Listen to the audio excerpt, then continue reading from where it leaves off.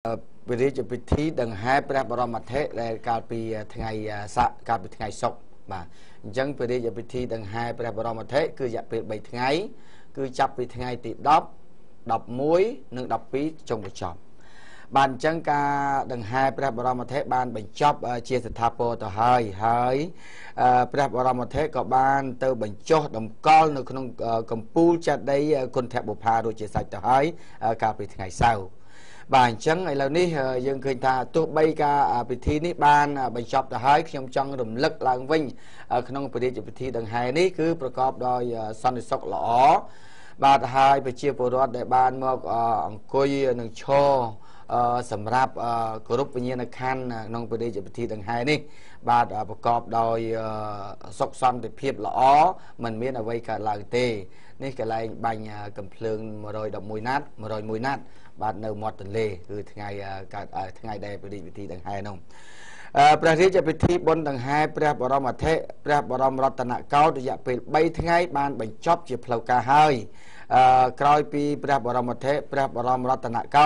ตระบานยกเต้าดมก้อนหรือกัมพูประชาได้คนแทบบุพาก้าวปีไงเศร้าแต่บ้านบางห้างท่าประเทศจะพิธีดังไห้ขนมตันนะประกอบโดยพระบรมศพดอกเสมสารบำพดจำนายไอซอนหรือศกสนับทนอบในเวรยาเป็นใบทั้งไงนี่ตระบานญาติกรงบัญชีท่าคือบ้านประพฤติโดยลุนพระบรมเทพพระบรมรัตนเก้าตระบานบรรจบรุ่ยรอหายในขนมพระบรมจัดได้คนแทบบุพาเนี่ยเวลีมองประมุดพระทั้งไงเศร้าเต้าทั้งไงมวยรุ่ยใครอาซาดเต้าหนึ่งทั้งไงติดดับปีใครกะกระดาชนำปีปอนดับบุญหนึ่งตามกรรมวิธีศาสนาหนึ่งตามกาซับประหัตตีระบบประกาศนาประบาทสำนักพระบรมนิตนรดมสยามณีพระมหากษัตริย์ในพระราชอาณาจักรกัมพูชีนึ่งสำนักพระมหาวิทยาศัตริย์พระวริบิดาจิตขมายมุนีเนียเสนุพระบรมอัฐิตระบานให้ยกตู้ดำกอลตัวเลือกัมพูพระปรางประสาทประจัดได้คนแทบบุพาขนมปะเวนพระวิหารพระกายมรกตได้เชียกาบังห้างท่าเชียพระริจธนะประกอบโดยพระบรมศพเซมซานบำพดให้นี้ก็เชียกาสำนักบำนองจงกร้อยระบบสำนักนรดมเสนุพระมหาวิทยาศัตริย์พระบรมรัตนเก้าสำนักบำนองจงกร้อยระบบสำนักว่าไอ้ได้พระองค์ทลบเมียนพระบำนองจ้องบ้านพระอัฐิระบบตรงเต้าบานดำก้อจมุยหนึ่งพระริจบทไตรคือในองค์มาจ้าคุณแทบบุพาแต่บ้านสกุลกาลปีชนะมาปอนประมูลโดย50 ปีในขนมประจุนบุญพระวสาโสมเจท้าคณะได้พระริจพิธีดำก้อพระบรมเทพพระบรมรัตนเก้าในเลือปรางประสาทจะได้คนแทบบุพากำปุงเรียบจอมทื่อในคางขนมพระบรมเรจเวียงในตามพระประเพณีระบอบจิตขมายนู่นบทตามการอ้างปีอัญญาถกรองบานบัญชีท่าปริยพิธีดังให้ดังอ่อนนี้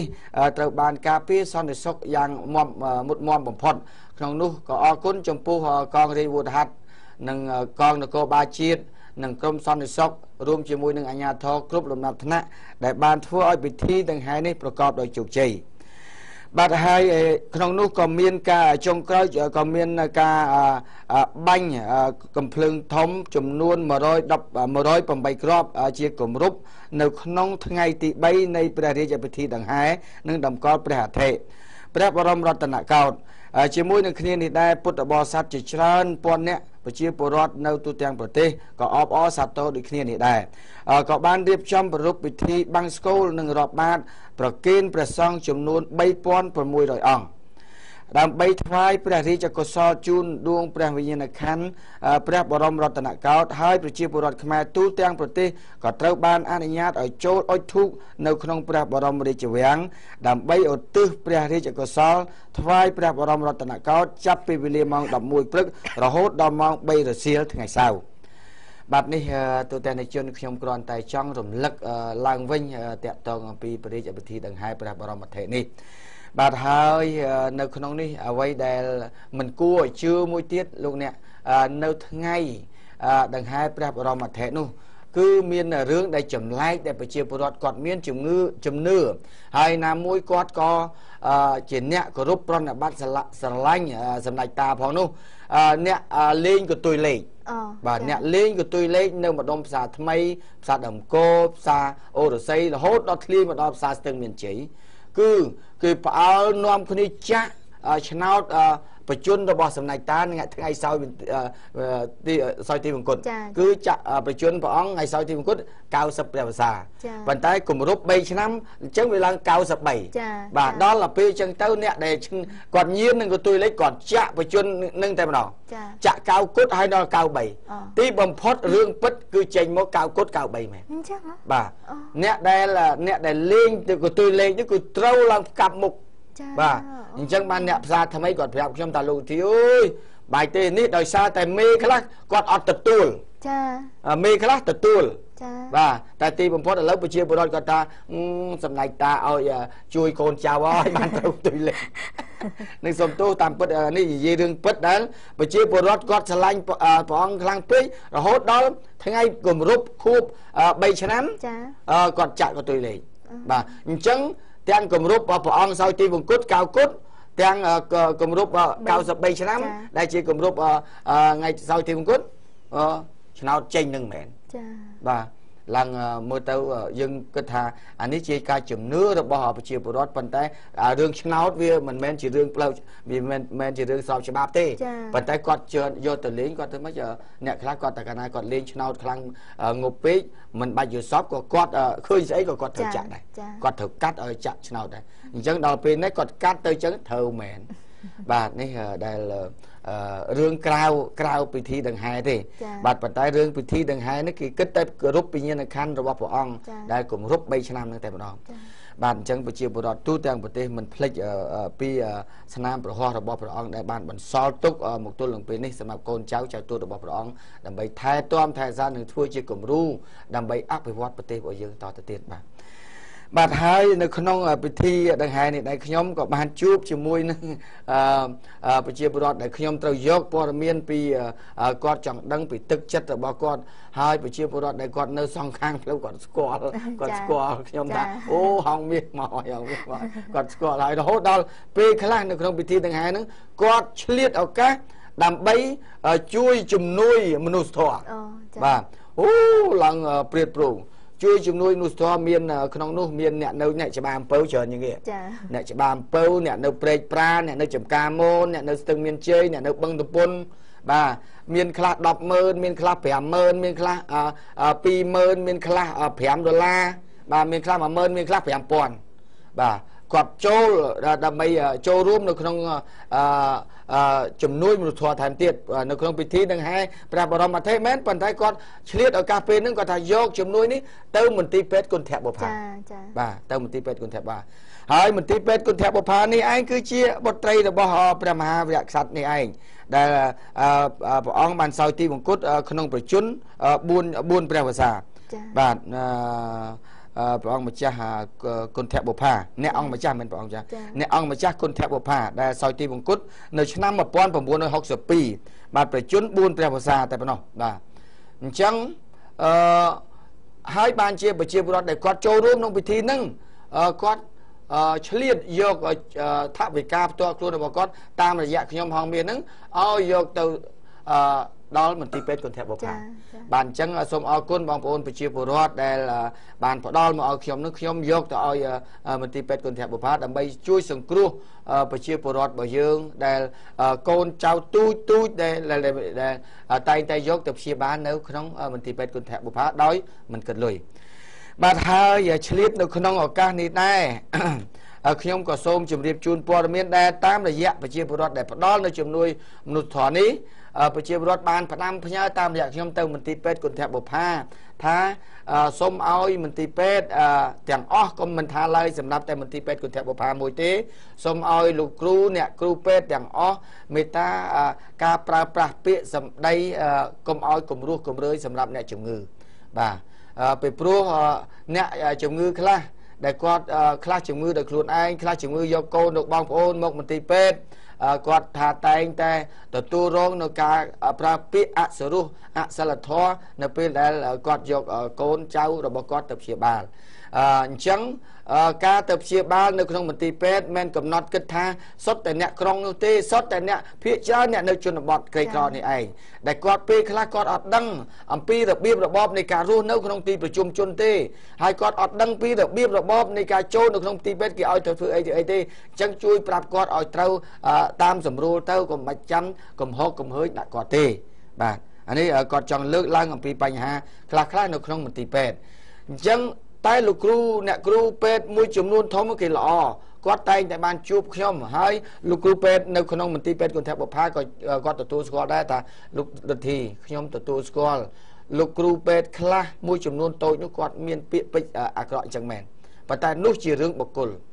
បាទព្រោះពេលខ្លះយើងគិតថាគ្រូពេទ្យនឹងគាត់ធ្វើការនៅក្នុងមន្ទីរពេទ្យរដ្ឋមែនប៉ុន្តែពេលដែលគាត់បញ្ចប់មន្ទីរពេទ្យរដ្ឋគាត់ទៅពេទ្យឯកជនពេទ្យលក្ខណៈគ្រួសាររបស់គាត់បាទអញ្ចឹងពេលខ្លះគាត់អត់មានអារម្មណ៍ធ្វើការនៅមន្ទីរពេទ្យរដ្ឋព្រោះគាត់គិតថាឲ្យតែចប់អាងនឹងទៅពេទ្យនៅផ្ទះរបស់គាត់គាត់បញ្ញាប់រស់ស៊ីដល់អញ្ចឹងទៅគាត់គិតឯនោះគាត់អត់គិតពីការព្យាបាលនៅទីនេះអញ្ចឹងការប្រើពាក្យសម្ដីអសុរោះដោយមិនដឹងខ្លួនបាទនេះគាត់ចង់លើកឡើងអញ្ចឹងបាទអញ្ចឹងសូមអធិស្ឋានធម្មតាប្រជាពលរដ្ឋខ្មែរគាត់មិនមែនកំណត់តែនៅភ្នំពេញណាគាត់មកពីតាមជនបទអញ្ចឹងគាត់របៀបពាសវាលពាសកាលទេអញ្ចឹងជួយប្រាប់គាត់តែប៉ុណ្្នឹងមកបាទនេះជាការលើកសំណូមពររបស់មហាជនដែលកំពុងតែនៅក្នុងពិធីដង្ហែព្រះបរមត្ថេររួចហើយឆ្លៀតពេលប្រាប់ខ្ញុំនៅពេលនឹងតែម្ដងបាទហើយខ្ញុំសូមក៏បានសន្យាថាអ្នកមីងអ្នកពូកំភៃខ្ញុំនឹងលើកឡើងអំពីបញ្ហានេះដើម្បីឲ្យលោកគ្រូពេទ្យអ្នកគ្រូពេទ្យមួយចំនួនតូចដែលគាត់ធ្លាប់តែមានពាក្យសម្ដីអសុរោះបែបនេះដើម្បីគាត់កែសម្រួលកែលម្អខ្លួនឯងឡើងវិញបាទនេះចង់លើកបញ្ហាទៅហ្នឹងបាទហើយឥឡូវនេះសូមបញ្ចប់រឿងហ្នឹងខ្ញុំក៏លេចទៅមើលនៅថ្ងៃបញ្ចប់នៃព្រះរាជពិធីដង្ហែគឺថ្ងៃសៅរ៍បាទថ្ងៃសៅរ៍នោះក៏ជាថ្ងៃចូលព្រះវស្សាដែរចា៎បាទថ្ងៃចូលព្រះវស្សាប្រជាពលរដ្ឋនៅទូទាំងប្រទេសបានទៅវត្តដោយយកទៀនព្រះវស្សានិងយកប្រេងយកគ្រឿងចង្ហាន់ទៅប្រគេនព្រះសង្ឃនៅព្រះវស្សាតាមធម្មតាពិធីចូលព្រះវស្សាគឺព្រះសង្ឃមិនអាចនិមន្តដើរបិណ្ឌបាតបានទេបាទអញ្ចឹងខ្ញុំក៏ទៅវត្តបទុមពេជ្រកំពង់ពេជ្រកំពង់ពេជ្រស្លាមកំពង់បទុមវត្តកំពង់ពេជ្របាទវត្តកំពង់ពេជ្រពេលនោះខ្ញុំដោយសារតែសំណូមពរពីប្រជាពលរដ្ឋគាត់ថាលោកទីឥឡូវនេះពលរដ្ឋបានបញ្ចប់រឿងរ៉ាវទាំងអស់ហើយអញ្ចឹងលោកទីមើលថាតើប្រជាពលរដ្ឋគាត់នៅក្នុងទីនេះគាត់ចូលចិត្តធ្វើបុណ្យឬគាត់ចូលចិត្តរករឿងបាទគាត់ចូលចិត្តបង្កើតរឿងបាទអញ្ចឹងថាឥឡូវចឹងក៏បានតែខ្ញុំត្រូវទៅវត្តផ្សេងដែរប៉ុន្តែឥឡូវខ្ញុំទៅវត្តវត្តកំពង់ពេជ្រនឹងតែម្ដងបាននៅក្នុងសង្កាត់ស្រះសង្កាត់ចឹងឯងកោះដាច់សង្កាត់កោះដាច់ខណ្ឌជ្រោយចង្វាបានអញ្ចឹងអូយគាត់ទៅដល់គាត់សប្បាយរីករាយណាស់គាត់ថាលោកវិធីឯងមើលឥឡូវនេះក្រោយពេលដែលព្រះវិហារនេះត្រូវបានបើកទ្វារជាផ្លូវការគឺប្រជាពលរដ្ឋសប្បាយណាស់គឺអត់សបាយអីក្រៅពីការធ្វើបុណ្យនឹងប៉ុណ្ណឹងទេហើយអត់មានចង់បង្កបញ្ហាអីកើតឡើងនៅក្នុងអធិការដែលជាពុទ្ធបរិស័ទដូចគ្នានោះទេបាទហើយយើងទៅពេលនោះយើងឃើញប្រជាពលរដ្ឋច្រើនមែនដែលគាត់ចូលរួមនៅក្នុងពិធីចូលព្រះវស្សានោះហើយគាត់បានលើកឡើងនៅរឿងរ៉ាវច្រើនប្រាប់ខ្ញុំប៉ុន្តែខ្ញុំចង់លើកឡើងថាសូមឲ្យបញ្ចប់រឿងរ៉ាវអតីតកាលហើយយើងលើកយកតែរឿងថ្មីដែលកើតឡើងហើយយើងនិយាយអំពីបញ្ហាធ្វើបុណ្យបាទខ្ញុំចង់ឃើញភាគីមកខាងទៀតដើម្បីចូលរួមនៅក្នុងពិធីបុណ្យចូលព្រះវស្សាពីព្រោះនៅទីនោះជាកន្លែងទឹកដីកំណើតរបស់បងប្អូនទេមិនមែនទឹកដីកំណើតរបស់ខ្ញុំទេបាទប៉ុន្តែភាគីខាងគណៈកម្មការដែលកន្លងមកធ្លាប់មានការវិវាទអធិការរវាងភាគីទាំងពីរនោះគឺគាត់អត់មកទេបាទអញ្ចឹងខ្ញុំឃើញថាភាគីខាងប្រជាពលរដ្ឋគឺមកកកកុញហើយថ្ងៃនោះគឺថ្ងៃដង្ហែទៀនភាសាហើយគាត់ដើររៃអង្គាសព្រោះនៅនោះគេតែងតែថ្ងៃចូលភាសាអញ្ចឹងគឺគាត់ដើរដង្ហែរៃអង្គាសបាទអញ្ចឹងគឺវត្តនៅកណ្ដាលកោះនឹងតែម្ដងបាទនេះយើងឃើញថានៅក្នុងវត្តនៅក្នុងព្រះវិហារនេះគឺព្រះអង្គព្រះស្អាតចា៎បាទបានន័យថាជាវមកដាក់នៅនោះសតតែព្រះអង្គស្អាតមែនទែនហើយរូបដែលគូនៅលើព្រះវិហារហ្នឹងជាជាងព្រះវិហារហ្នឹងគឺស្អាតមែនទែនបាទហើយខ្ញុំឃើញទឹកមុខរបស់ប្រជាពលរដ្ឋគាត់សប្បាយក្នុងការធ្វើបុណ្យប៉ុន្តែគាត់នៅមានអារម្មណ៍មួយគិតថា ភាគីមកខាងទៀតគាត់នៅតែមិនសុខចិត្តចង់ផ្ដិតមេដៃប្តឹងផ្ដល់ថែមទៀតតាក់ទងនឹងរឿងហ្នឹងហើយខ្ញុំជាឆ្ងល់ខ្ញុំសួរបងប្អូនថាចុះបើសិនជាគាត់ប្តឹងរឿងអីប្តឹងថែមទៀតប្តឹងរឿងអីទី1គាត់ចង់ប្តឹងដើម្បីបិទព្រះវិហារនឹងវិញឬយ៉ាងម៉េចចាក់សោព្រះវិហារនឹងវិញឬយ៉ាងម៉េចទី2បើអត់ចឹងទេចង់ប្តឹងដើម្បីលើកវិហារនឹងទៅដាក់កន្លែងផ្សេងឬយ៉ាងម៉េចបាទអញ្ចឹងខ្ញុំចង់ឲ្យការជួបជុំគ្នាជាមួយនឹងប្រជាពលរដ្ឋនេះលោកព្រះអង្គគុណម៉ៅបាទដែលគង់នៅទីនោះព្រះអង្គជាមិនប្រសងមួយអង្គដែលមិនសូវវត្តសូវកប្រហែលនិយាយខ្ញុំនិយាយទៅ10ម៉ាត់ព្រះអង្គមក2ម៉ាត់បាទហើយថ្មិញខ្មៅបាទមិញខ្មៅឆាន់មលូហើយឡើយនឹងពុទ្ធបរិស័ទនៅជើងបនកំពុងនាំគ្នាធ្វើសាលាឆាន់មួយបាទនៅខាងក្រោយនឹងរីអង្គាសគ្នាតិចចឹងទៅអរគុណណាស់លោកយាយលោកតាលោកពូលោកមីងដែលខ្ញុំទៅថ្ងៃនោះគឺបានបាយនៅក្នុងវត្តរួមគ្នាជាមួយនឹងប្រហុកឆោញច្រាំចលក់តកួននិងកញ្ឆែតពីធម្មជាតិចាឆ្ងាញ់មែនតើញ៉ាំលោកយាយប៉ុន្តែអ្វីដែលខ្ញុំចង់ឃើញដែលប្រជាពលរដ្ឋដែលគាត់ចេះស្រឡាញ់គ្នាចេះរួបរวมគ្នាឈប់មានបញ្ហាជាមួយគ្នាទាំងបងប្អូនភាគីខាងពីមុននៅខាងគណៈកម្មការអាចារ្យវត្តខាងនោះក៏ដោយបងអ្នកមីងអ្នកពូអញ្ជើញមកចូលរួមធ្វើបុណ្យជាមួយគ្នាមកនេះជាកន្លែងគោរពប្រណិប័តជាកន្លែងទីតាំងនៃធម៌រងាប់ចិត្តបាទទោសៈមោហៈអំពើហិង្សាយើងអត់មានកើតឡើងទេនៅក្នុងវត្តបាទអញ្ចឹងយើងរួមគ្នាមកចាំទៅក្រៅទៅជែកគ្នារឿងផ្សេងបានប៉ុន្តែយើងកុំឆ្លោះគ្នាទៅដើមវត្តបាទមិនដឹងជាយកវត្តទៅលក់ឯណាទេបាទក្រុមហ៊ុនណាក៏គេអត់ទិញដែរទិញព្រះវិហារនោះបាទអញ្ចឹងបើសិនជាបងប្អូនតែទៅដើមគ្នាដើម្បីលក់វត្តនឹងទៅឲ្យក្រុមហ៊ុនកាត់ដេរមួយអានឹងសុំទៅដើមចុះបើទៅដើមអត់បានអីផងហ្នឹងបាទហើយបន់បានអីបើបានទៅលុយបុណ្យហ្នឹងហើយបើយើងយកលុយបុណ្យបាបហ្នឹងចាបាទយើងកុំចង់បាបបាទយើងធ្វើបុណ្យចង់បានបុណ្យបើធ្វើបុណ្យចង់បានបាបទៅធ្វើបុណ្យធ្វើអីបាទអញ្ចឹងសូមជាចុងក្រោយសូមឲ្យភាគីទាំងពីររួបរวมគ្នាស្រឡាញ់គ្នាចាប់ដើមធ្វើបុណ្យជាមួយគ្នាចូលបុណ្យព្រះវស្សាហើយតិចទៀតយើងដល់ប្រជុំបានទៀតចុះឥឡូវបើផ្ទះប្រជាពលរដ្ឋនៅជើងវត្តជាមួយគ្នាគៀកនឹងព្រះវិហារនឹងទៅហើយបែរជាអត់មកចូលវត្តហ្នឹងទៅវត្តណាផ្សេងឆ្លងទលេផ្សេងអត់សុខចិត្តជាថាមកជន់វត្តហ្នឹងចាបាទតែសមអត់បាទបានន័យថាផ្ទះខ្លួនឯងនៅតសជាប់ទៅជើងវត្តទេប៉ុន្តែស្អប់វត្តហ្នឹងអប់ពហិហ្នឹងអត់ព្រមចូលបាទសួរថាឈ្នះអីចាញ់អីបាទទៅចង់ឈ្នះអីជាមួយវត្តគាត់ធ្វើបុណ្យសោះចង់ឈ្នះអីជាងមិនផុតពីយើងរស់ស៊ីដោយកម្លាំងយើងឈាមខ្លួនឯងដដែលហ្នឹងបាទនេះរំម៉ងទុលម៉ងយើងខ្មែរខ្លះថាជាថាម៉ងសាយរបស់ចិនតែនេះទុលម៉ងរបស់ខ្មែរទុលម៉ងបាទតែខ្ញុំហៅថាទិញម៉ងបាទនេះទិញម៉ងហ្នឹងឲ្យទិញម៉ងហ្នឹងឲ្យទិញម៉ងហ្នឹងបាទអញ្ចឹងទៅបើរួមគ្នាអញ្ចឹងទៅសบายធ្វើបុណ្យអញ្ចឹងទៅអង្គឌឺអង្គខ្លះហៅអង្គឌឺខ្លះទុលម៉ងទិញម៉ងចានេះបានម៉ងសាយនេះម៉ងសាយបាទអញ្ចឹងជាចុងក្រោយគ្មានអីក្រៅពីប្រជាពលរដ្ឋរបស់យើងស្រឡាញ់គ្នាកន្លែងណាក៏ដូចកន្លែងណាក៏ដែរកុំថាឡើយវត្តក្រពុំពេជ្រវត្តណាក៏ដោយបើសិនជាមានបញ្ហាអីកើតឡើងយើងសូមបញ្ចប់អធិការនឹងទៅហើយចាប់ដើមរួមគ្នាដើម្បីធ្វើបុណ្យបាទរួមគ្នាដើម្បីធ្វើបុណ្យព្រោះយើងគ្មានបានកេងចំណេញអីពីវត្តទេមានតែយើងយករបស់ទៅវត្តដែលជួយកសាងហើយចុះបើយើងទៅបង្កើតបញ្ហានៅក្នុងវត្តមានអីក្រៅពីគ្រាន់តែមើលមុខគ្នាអត់ត្រង់តែប៉ុណ្ណឹងបាទនេះចង់ជម្រាបជូនបងប្អូនប្រជាពលរដ្ឋអ្នកនៅជុំវិញវត្តក៏ពុំពេជ្រសូមឲ្យរួបរวมគ្នាទៅបញ្ចប់ហើយភាគីមកខាងទៀតដែលថាមិនព្រមចូលវត្តចូលមកអ្នកមីងអ្នកពូអត់មានអីបញ្ហាទេខ្ញុំថ្ងៃនោះចង់ជួបបងប្អូនខាងនោះដែរប៉ុន្តែនឹងទៅជួបណាបើឮថាជាមានបញ្ហាតទៀតចឹងហើយចំពោះអាជ្ញាធរមូលដ្ឋានក៏ដូចគ្នាដែរបាទអាជ្ញាធរសង្កាត់អាជ្ញាធរខណ្ឌឥឡូវអាជ្ញាធរខណ្ឌលោកឃ្លាំងហួតគឺគាត់ជាអ្នកកាន់សោហើយគាត់ជាគណៈកម្មការបដោះអាសន្នបាទប៉ុន្តែសូមកុំអោយអាជ្ញាធរសង្កាត់បើសិនជាមិនចេះពលុតភ្លើងទេសូមកុំអោយទៅដុតបន្ថែមចាបាទអញ្ចឹងកន្លងមកខ្ញុំឮគេខ្សឹបថាអញ្ចឹង